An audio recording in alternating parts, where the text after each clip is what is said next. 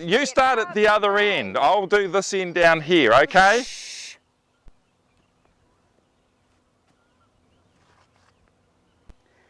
Hey farm friends, my name's Georgia from Grow My Goodness here in the beautiful Bay of Plenty, New Zealand.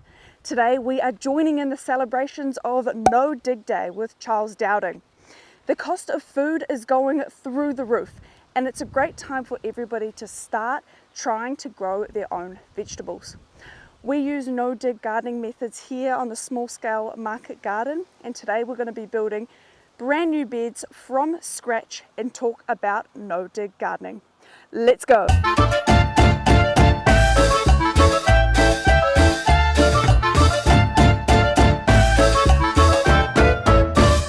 That was a little bit of fun this morning, making that skit with my mum and dad about do not disturb, but the key message here is really do not disturb the soil.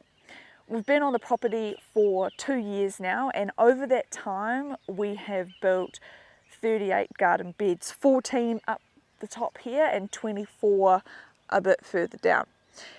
We did start off, we did use some cardboard. We've been using these black tarpaulins to help kill the grass and the weeds here, and adding our compost so we could get planting right away. I think the first problem that we encountered was that the compost was unfinished, so we weren't having great success early on, but over the past 2 years we've definitely started to see an improvement in the soil here. We're going to be trying a new technique today, or a slightly different technique today. In these gardens we did do some initial decompacting of the soil using our broad fork, but today we're going to try something completely different. We're going to use Charles Dowding's no-dig gardening technique. Let's come and take a look. We've started our third garden area, and we're going to call this plot C. We've made our border right around the outside of the garden here with weed mat. Now it's quite a large area, but the great thing about using this method is that you can start small and you can always expand to it. Very easy to expand to this later on. So that's what we're doing. We've got a big area planned, but we're just working one bed at a time. We've already got the first few beds made here and the first 2 planted.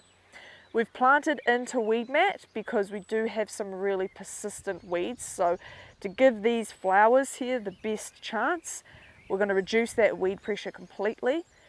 We've chosen a woven weed mat. This is going to allow water to still get through to those plant roots. We've put wood chip in our pathways here to add moisture to this area, reduce the weed pressure in the pathways. And we've also got a new compost supplier. We're hoping that this compost is going to be ready to use right away. It's been pretty good so far. So the method here is to not disturb that soil underneath.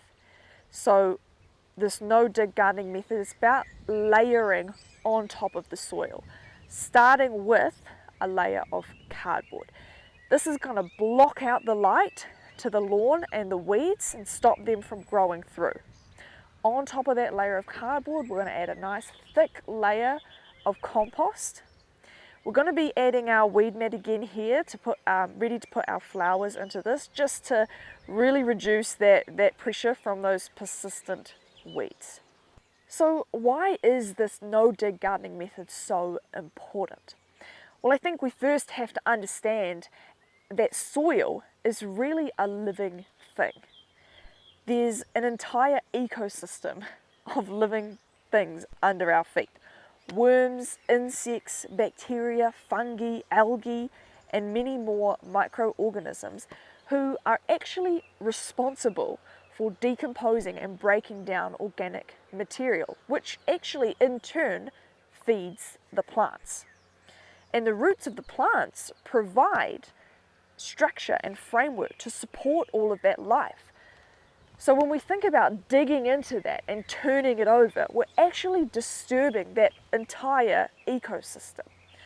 So this is about supporting that life in the soil and in turn growing really healthy vegetables and flowers with that soil. It was only recently that I learnt about the philosophy of no-dig gardening, and that the soil and the microorganisms and the plants are all related and reliant on each other, and that's what makes up really healthy soil.